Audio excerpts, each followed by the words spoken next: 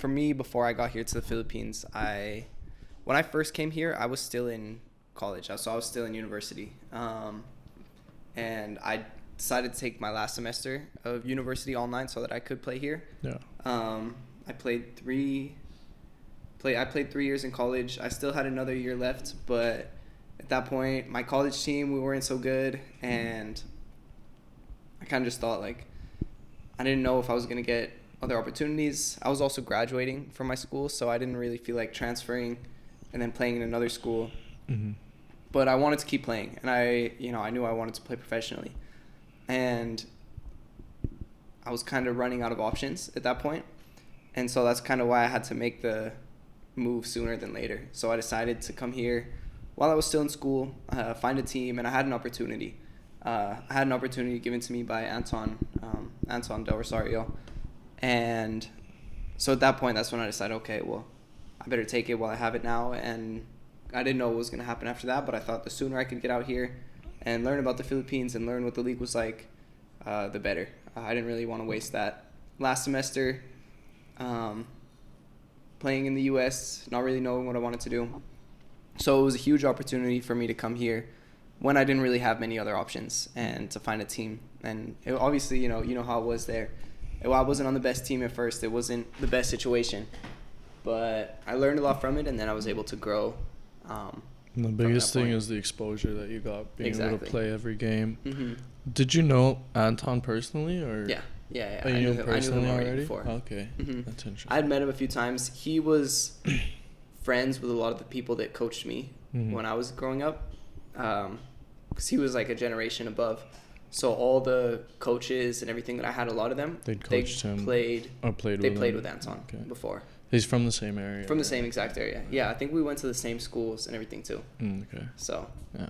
Getting out here. And that's like one of the things that we wanted to say is that football here gave us is the opportunity to show ourselves and to get better opportunities. And like Schaffner himself went from a team that like honestly struggled to get wins, and now he's on a team that's struggling to lose.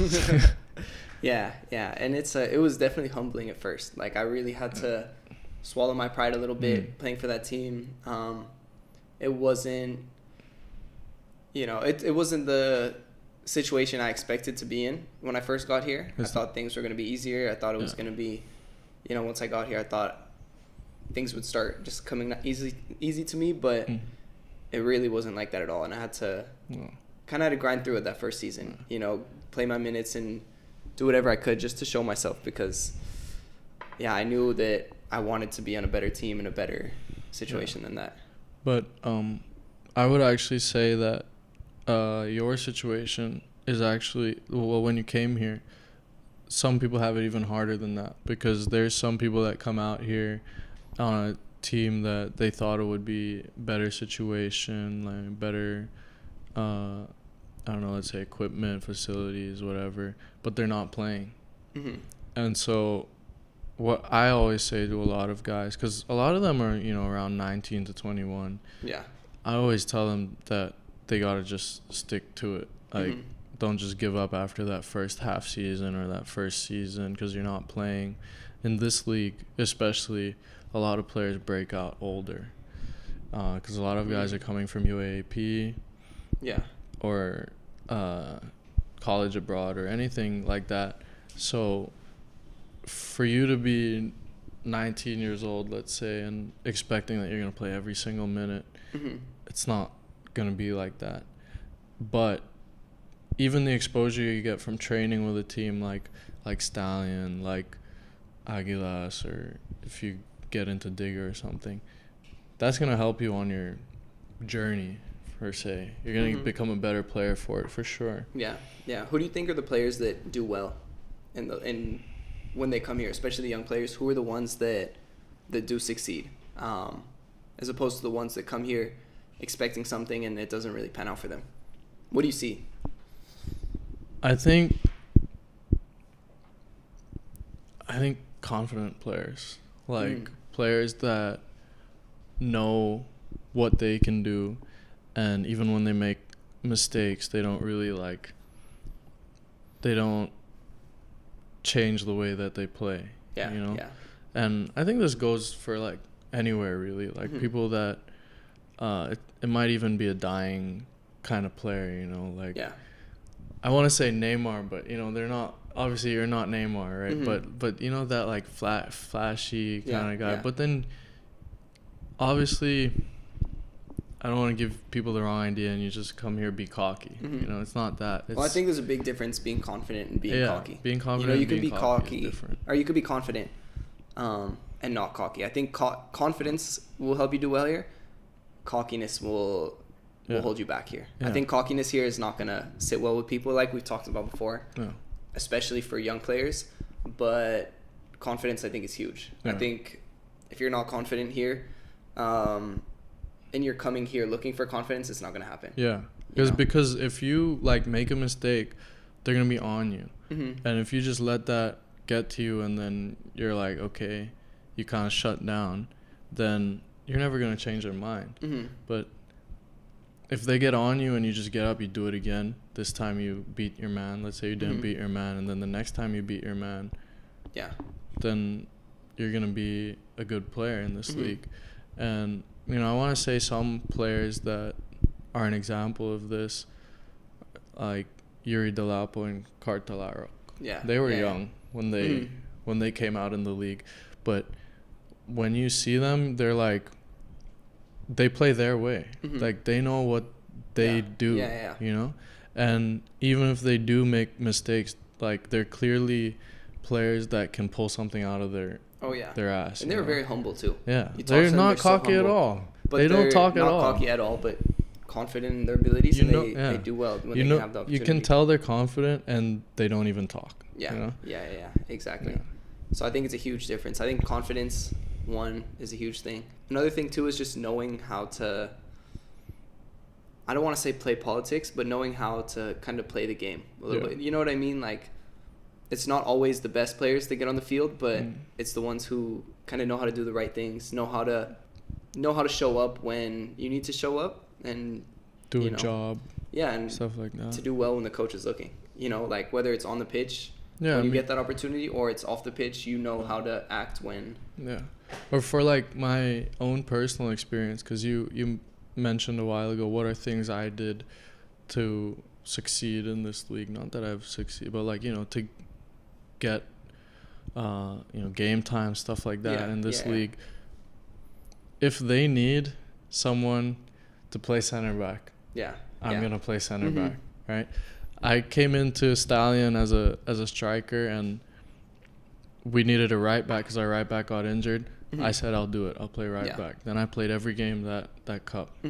So being able to, for me, I call that doing a job. If whatever job the team needs to do, if that's going to get me on the field, I'm going to do it. Right? So that's something I personally experienced. And I think, Chris also is like that kind of player where he can do the job at different positions, whether it's his quote unquote main position or not, you know? So I think we had you just have to be adaptable. You know, especially because we're local players here.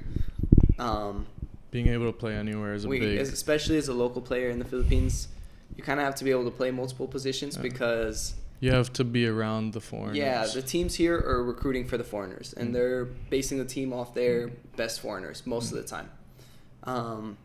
And so as the local players, you kind of have to fit to their system, and whether, you know, for better or worse, that's just kind of how it works. And I'd say that's the same in most places. Southeast Asian with a foreign quota. And usually the teams will have their foreigners down the spine of the team. The 9, the 6, and the center back. And maybe a goalkeeper will be a foreigner. So then, take down your notes, play everywhere else. Exactly. And so those confidence, being adaptable. What else? The ones who have really done well. I mean, talked about Yuri, Card. Who are some of the young players that you think have succeeded from? For me, those are the biggest examples because it's hard. We don't really have many young players this year on my team. But they're like the Ziggy technique. Oh, Ziggy. Yeah. But I don't know. For me, Ziggy just stands out technically. Yeah.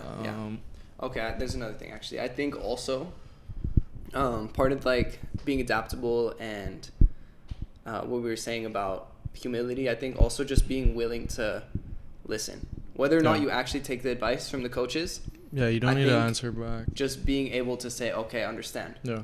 And then whether you listen to it or not, take the advice, and don't fight it. Especially with a Filipino or Asian coach. Yeah. Because it's not like in the culture, it's kind of disrespectful to be like, okay, but I think this. Yeah.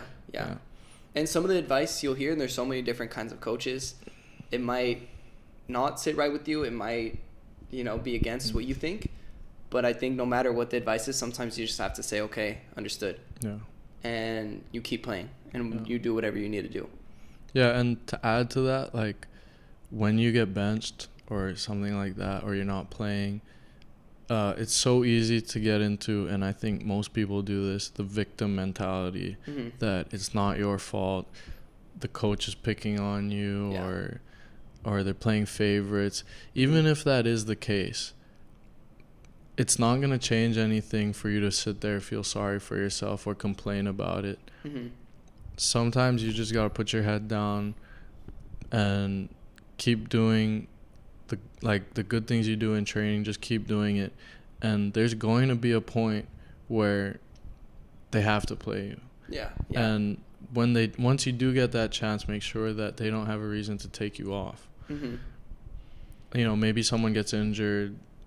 Not that you should hope for it, but maybe someone gets injured, someone gets suspended, you're gonna get a chance to play. But if you get into this mentality of, oh, they're picking on me, I'm this, I'm that, then maybe you're not gonna try as hard in training because you think it's not gonna matter anyway. And then when the chance comes, you're not gonna be ready. So I've seen that a lot, and maybe earlier in my career I probably fell into that a couple times, but then I learned, like, just put your head down and work. Yeah, and I feel like you see a lot of the same stories of people that don't end up playing, and I feel like you hear a lot of the same stories about the coach, about why it's it's against them, but unfortunately maybe it is against you, but you kind of when you're in a team and you're there for the year, you have to figure it out. What are you gonna do? And like, let's be honest, nobody wants to hear that shit. Like, your teammates don't want to hear it, the coach doesn't want to hear it. Like, just keep it to yourself, know. Like, we've all heard this from someone else before. What are we gonna do about it, right?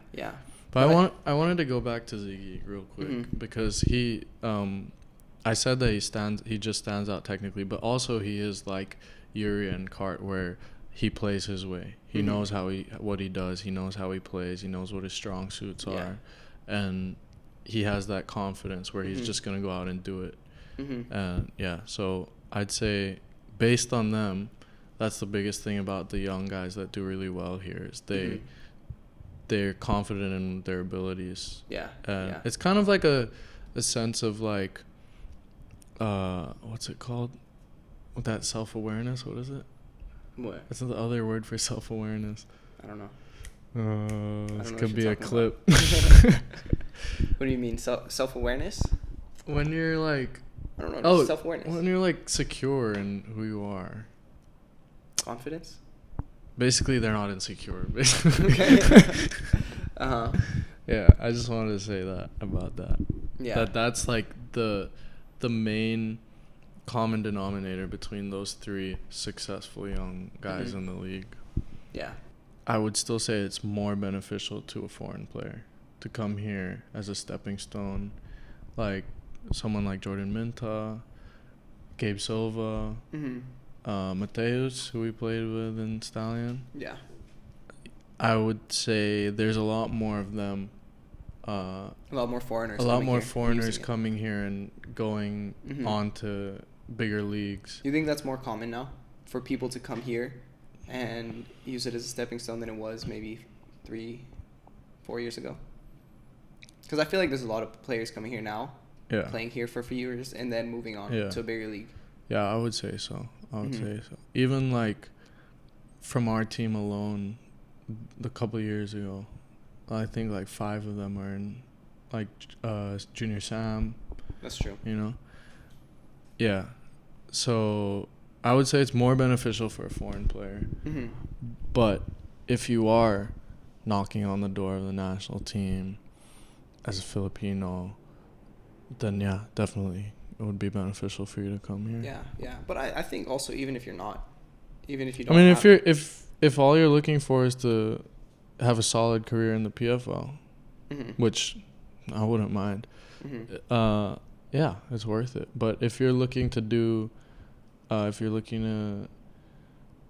go on to Thai League or whatever I think for an American, they don't really see that far. I don't think you knew about the Thai League before you came here, did you? Not really. Yeah. No. So I knew it was a good league, but I didn't know anything about well, yeah. it. So in that case, coming here will open a whole new world for you. Yeah. Because you're gonna find out about leagues you didn't even know about before. So that are within arm's reach for you.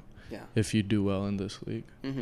Yeah, I think it opens a lot of doors because, especially leagues in Asia, they're not really looking outside. Asia. Well, I wouldn't say that's true. They're not, unless they're looking in Europe or South America. But unless you're like in a top 5 division, top 4 division in Europe. Yeah. Yeah. Yeah.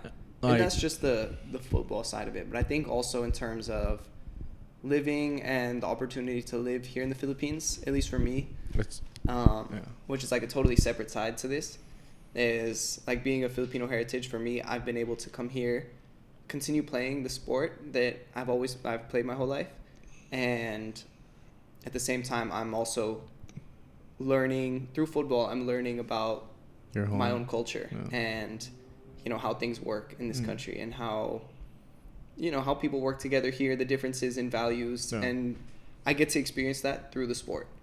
Not just by living here, but also showing up to training every day, playing with local Filipino players. I'm learning kind of about myself and maybe some of the ways, like parts about my upbringing that I didn't know about growing up in the U.S. I'm learning about here through I'm learning about that just being here, playing football here.